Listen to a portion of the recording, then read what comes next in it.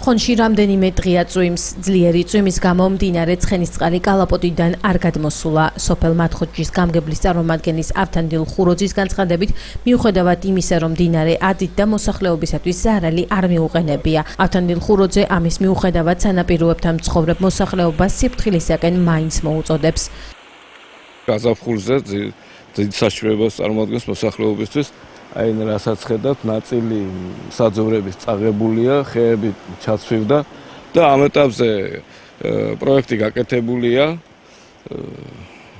ტენდერი ჩატარებულია, გამოვლენილია გამარჯვებული, მაგრამ სათანადო დოკუმენტების მომზადებისთვისა შეჩერებული. თანხაც გამოყოფილია და ალბათ უახლოეს დროში დაიწყება ამ გაბიონების გაკეთება. რაც საშუალებას მოუხსნის მოსახლეობას.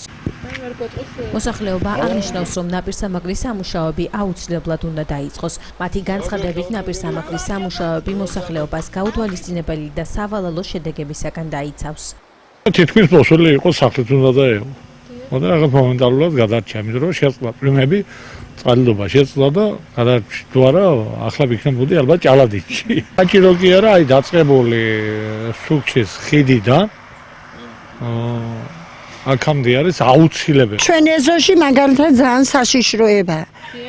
ჩვენ საშიშარ ზონაში ვართ და ღუბულათაა ჩვენი საქმე. ამისი გენრიეტას ეზო, ჩვენ ჩემი ნახევარი ეზო წასაღებად იყო წყლის. უნდა წაეხო. 30 წელი აქ ვარ და ასეთი უბედურის იგი არასდროს არ ყოფილა ახლა 2-3 წელიწადში. წყალი მიდიოდა იქეთ, სამეგრელოში იყო, ბებია გადასული, მაგრამ ახლა იმდენი იმასკნა აქეთ გადმევიდა წყალი. 300 მეტრიანი ნაპირსამაგრის სამუშაოები მდინარეზე უახლოეს დღეებში დაიწყება.